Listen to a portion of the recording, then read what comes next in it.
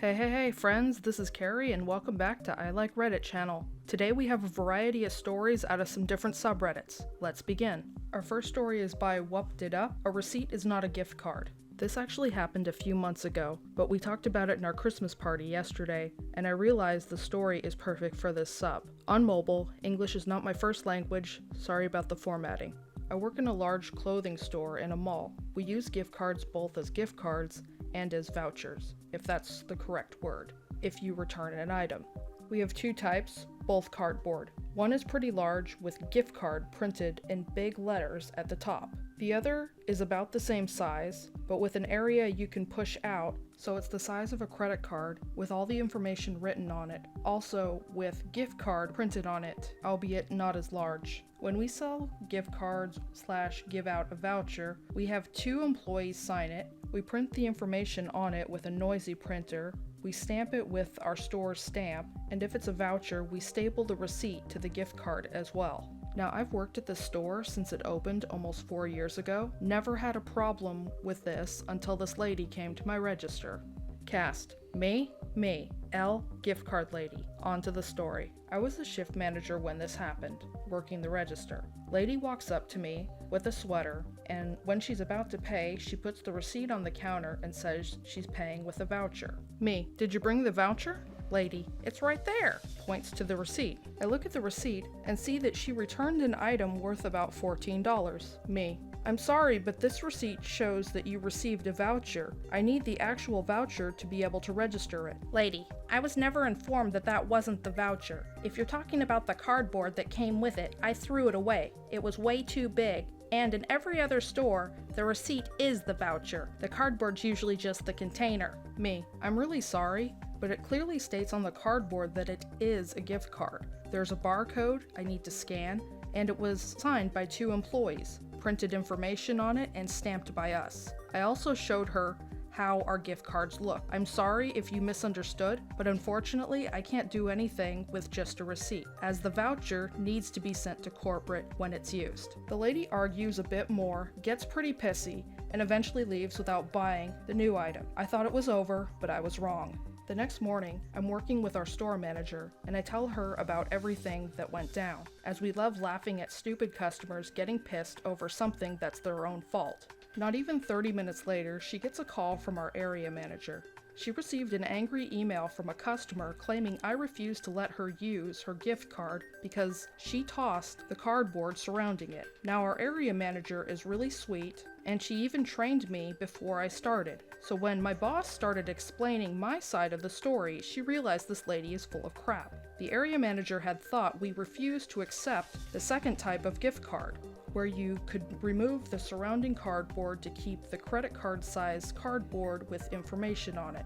Upon learning the lady, in fact, didn't bring any gift card, only a receipt, she forwarded the email to the store manager to let her reply. And I tell you, it was a magnificent reply. I don't remember it word for word, but she basically spoon-fed her the same information I gave her about how obvious it was that the cardboard is the voucher, and that it's sad to hear that she managed to throw away a $14 clearly marked gift card. Everyone working that day heard the story and ran into the office to read the emails. And after that, we clearly state to our customers that the gift card marked gift card is indeed a gift card. On to the next story. Our next story is by Cloud Dubious. I just want my deposit back. So about 10 years ago, my wife, then girlfriend, and I decided to move in together. She was sick of living in a dorm, and my lease was up, and we had a family friend that was looking for someone to move into their granny flat under their house. I say under because they lived on a steep hill where the flat was below the house with the entrance on the backside. So we had an incredible view out back, a pool, we'll get into the insane thing, a fire pit, etc. And the rent was in our price range. The landlady, LL, let's call her Mary, even dropped $100 if we did some of the yard work and skimmed the pool, etc. Oh, my parents own a couple of rentals and have my whole life. I've done maintenance for them and even attended a couple of court cases as well with them. This will come into play later. Everything was great for a couple of months. Then Mary and her wife started fighting. Screaming matches. stomping above us, throwing things. I didn't understand how people could be that mad at each other that often and still be together. I eventually sent them an email saying that we are not comfortable with the fighting and we wanted to make sure they were okay, etc. They replied to this with, "You're lucky you have a place this nice." Mary began to scrutinize the yard and pool work I was doing, to the point she would insist I vacuum and skim the saltwater pool with no chemicals. Saltwater pools need far less chlorine than regular ones, but they still need some. Wanted me to stop mowing and use a weed whacker because the mower was getting too old. And tired, really petty things. The last straw was when a driver was shot in a gang shooting across the street. We decided to cut our losses and get out of there. Found a new apartment and a roommate, one of my wife's college friends, that was open a month later. Perfect for us. We were on month to month on this place. Emailed Mary that we were moving out in 30 days, etc. At that point, she went insane. Tried doing daily inspections of the granny flat. Would call and email daily with chores around the property she'd insist we do, and would pound on her floor, our ceiling, every time she heard so much as a whisper. Daily inspections would require 24 hours notice. She never gave that. Then she tried to bring potential renters over to see the flat. We flat out told her to go away when this happened, with no notice. Finally, 2 weeks before move-out, she had a pest control guy stop by when I was at work and my wife was in class. Our cat was home alone, and we got a notice about spraying pesticide from her in a text about the same time the guy started. So I rush home after work, stop by upstairs, and ask for a copy of the pest control receipt. I have a massive allergy to most pesticides, so I need to know what was used. She goes into her office and brings back a copy with every single chemical checked off on the list. Every single one. I immediately take a copy, run down, grab the cat and a handful of clothes, and drive to my parents' house. We stayed there 4 days, hoping everything would clear out in time for us to finish packing and cleaning. The last couple of days before move-out, Mary was out of town, and we were able to get completely finished a day early. We even patched nails and holes, painted, cleaned the carpets. My mom came and helped us get ready for the next new tenants. It was immaculate, and we took photos and video of everything. When Mary did the checkout with us, we said we weren't comfortable being there without filming, legal to do, and she did a short walkthrough, e-fire stating it was fine, but her copier was broken and she'd have to email us the final copy. 2 days later, we got a copy with the $1,400 in damage claimed above our deposit, including a number of charges like my wife had to replace a screw in the cabinet, $1 for a screw, $15 for labor. I was livid. This place was spotless. My mother, a landlord who does all her own prep work and rentals, helped us, and we'd been very non-confrontational except for filming the walkthrough. I had kept every email, text, and letter from them. I started to put together a small claims case. I figured she was already doing the same. Luckily, I knew my tenants' rights and that she had violated them a lot, including email chains where I'd point out 24-hour notice laws, etc. in the email, and she'd reply to them. Finally, I called the exterminator, and the conversation went like this. Hi, you sprayed my flat without my permission because my landlady ordered it with no notice to me, with my cat inside, and used every chemical on your receipt? We most certainly did not. Here's a copy of the work order. We only put out ant traps on the outside. Oh, I'm sorry. Thank you for the clarification. Armed with that last little piece, I countersued asking for a bad faith penalty as well as our deposit. Bad faith was 3 times the deposit, so I was asking for a total of 4 times what we'd given Mary on move-in. The big day came in court, and I showed up early. I had everything in order and ready. She swaggered in, huffed up, clearly ready to put me in my place. We sit outside the courtroom for about 20 minutes until the courtroom worker asked the waiting room if anyone would be willing to go to the mediation instead, since we were booked solid. We both say yes and go into the mediation room with an arbitrator whose job was to keep us civil and answer any legal questions they could while staying neutral. Mary lays out her case. It takes about 4 minutes. The arbitrator looked very neutral still.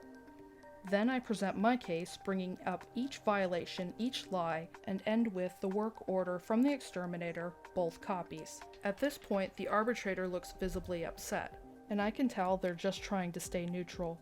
Mary then asks them, "Why is he asking for 4 times the deposit?" The arbitrator then explains the bad faith penalty, and then looks at me. "Would you be okay dropping the penalty for your deposit back?" "Sure." They look over at Mary. "I can't tell you what to do, but what I can say is if you decide to go back into the courtroom in front of a judge, it's not going to go in your favor." I swear they really said this. I know they're not supposed to, but they did. I got my deposit back. On to our final story. Our final story is by Love Monster, entitled "Aunt Wants Proper Funeral for My Dad, but Doesn't Want to Pay for It." At the beginning of November, my father had just passed away in his sleep due to liver and kidney failure. We had a funeral 2 days later.